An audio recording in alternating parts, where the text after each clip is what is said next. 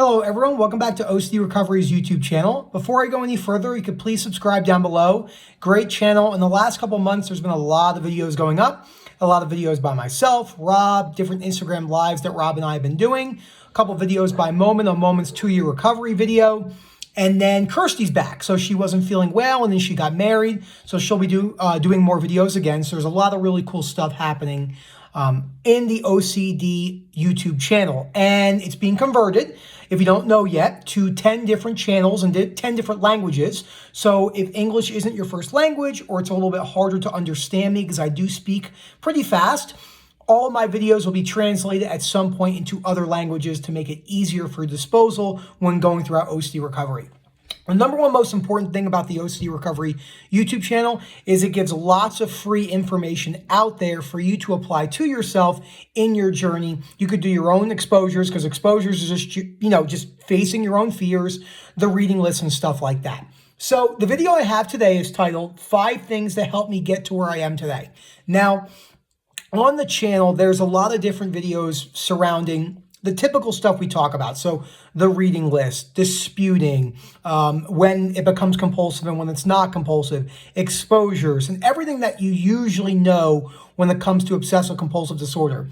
But I'm going to talk about 5 things that I have talked about some of them before, but I'm going to talk about them in a way to where they're things that I really do think made a huge difference in order for me to get to where I am today. So the first thing is, and I have the list right here, so if you keep seeing me look over here, is I became active in the community. Now, not every single person needs to become active in the community. You don't have to become a moderator one day or make videos for OCD recovery, but I chose to do that because I definitely had a fear in the background if I wanted to get better from OCD and never be around it again. I remember thinking a few times in the beginning, well, I never knew about OCD before this, so let's just get on with my life and get back to it and just block it out. So for me, it definitely helped me a lot. I'm not saying you have to do that, but it is something that can have benefits for certain people in their recovery. And when I became active in the community, I was active in a couple of different ways. I joined the Facebook group. It's a free platform with almost 14,000 members. There's 10 moderators, me being one of us. We all were hand-chosen by Rob, people he thought have come a long way in their own particular fears. We could provide good insight, what worked for us, what didn't work for us. And we have a unique aspect because we have a lot of the same fears that a lot of people, watching this video has, like for myself. Fear of being rejected by society from not looking a certain way with body dysmorphic fears. The fear of being chronically latched with sensory motor forever. I made tremendous progress in my sensory motor journey over the last 17 months. So there's a lot of cool things. I'm a member of the Facebook group. I'm a member of the Instagram. I help people in there. A guy who likes to hike is my title, my Instagram handle and stuff like that. Now, there is a balance with this. You don't want to spend all day in the Facebook group moderate, just being in there and compulsively messaging. As you've noticed, if someone I believe is posting, 10 times in 1 week and we're still responding, I might message them privately and say, hey, look, I think it's time to back off the Facebook group a little bit. It might become compulsive. And I understand why that can be very frustrating because there's a lot of OCD forums out there that don't have good moderators or don't have any moderators who don't understand reassurance. And then you're just stuck in this reassurance loop all day. That's the one thing I like about this community. It's a little bit different than others. So the number one thing is I began to realize that the only thing I could control is my reaction. And in the beginning, controlling my reactions to any situation didn't make me feel any better. I have to highlight that. Just because I understood that concept, it doesn't actually mean that it got me where I wanted to go, because it didn't do that. It didn't get me to where I wanted to go. This was a huge thing with me with anger. So I read one of the Ellis books called How to Control Your Anger Before It Controls You, or something along the lines of that. I definitely had a lot of irrational beliefs based around anger. I constantly was angry at people on the road, constantly mad at someone I thought was tailgating me. I've gotten out of the car multiple times and almost gotten into fist fights. I've always gotten myself in big trouble because of my anger. I've gotten a decent amount of fights when I was younger.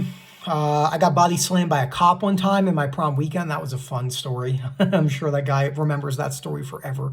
But yeah, I had a lot of irrational beliefs because I thought the world needed to be a certain way. Once I read How to Stubbornly Refuse to Make Yourself Miserable About Anything, Yes, Anything, and the anger book, and I started applying that. Now, it is important to highlight that.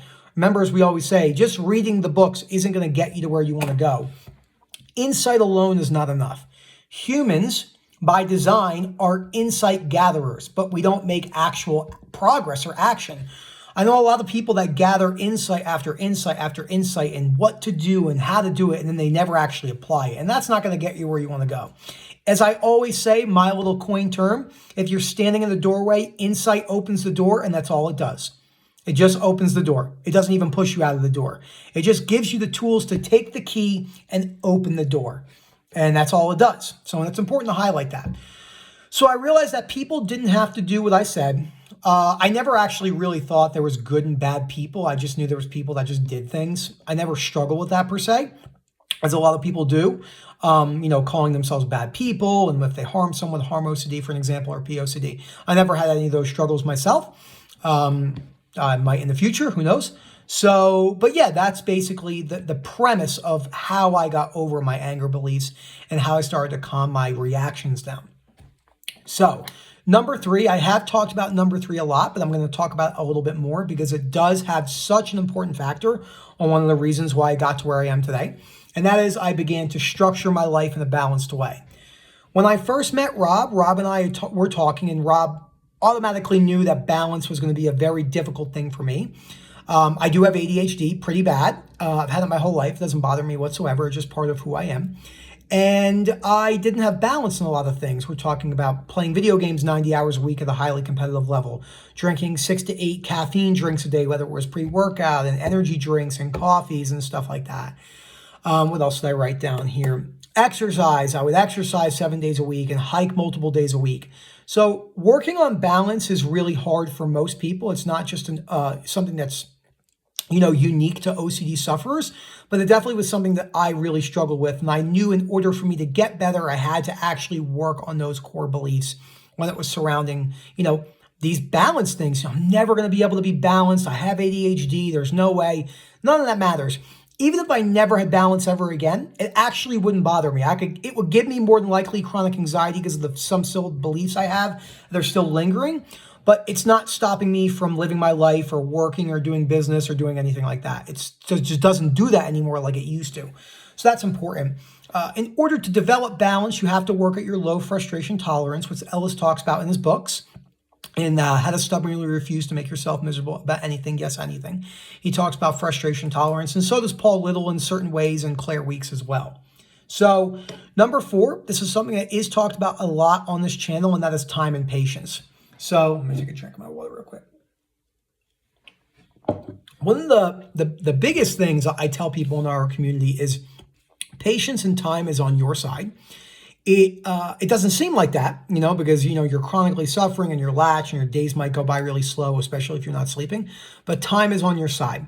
As I always tell people, if you're chronically suffering at 18 years old and it takes you 5 years to recover, you're only 23.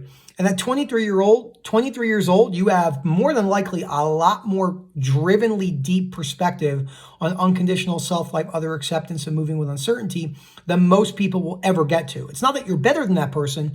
You just have the ability, because you have a disorder, to get to a place that most people just don't see. One of my favorite things ever, I've actually never talked about this, psychologists I like, was asked, do people actually change? And they said, in their opinion, no. The only thing that actually drives people to change is if they hit a crisis point in their life and they are forced to change, unfortunately. Most people don't make drastic lifestyle changes unless it's hindering their life. Not everyone, but there is some serious truth to that. There really is when you think about it. So time and patience is on your side. It's a skill. It's an art to develop these things.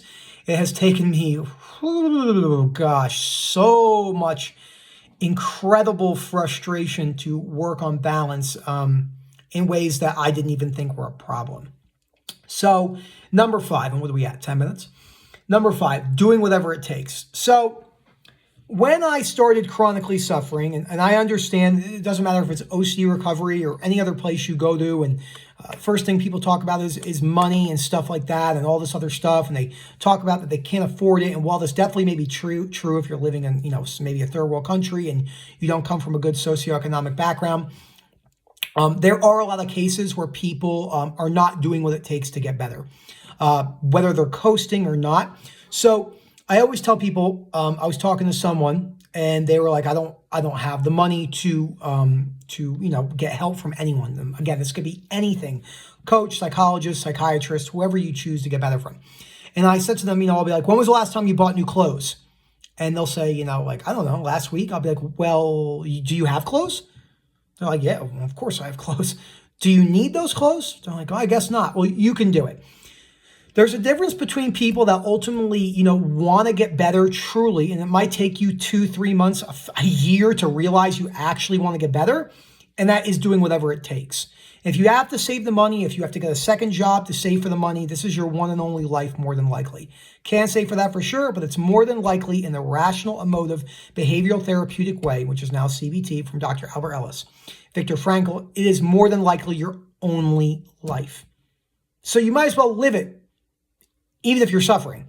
That takes a while to see, and that's a really important perspective shift that took me a long time. So I'd say for myself, I really started suffering with POCD and I was really messed up.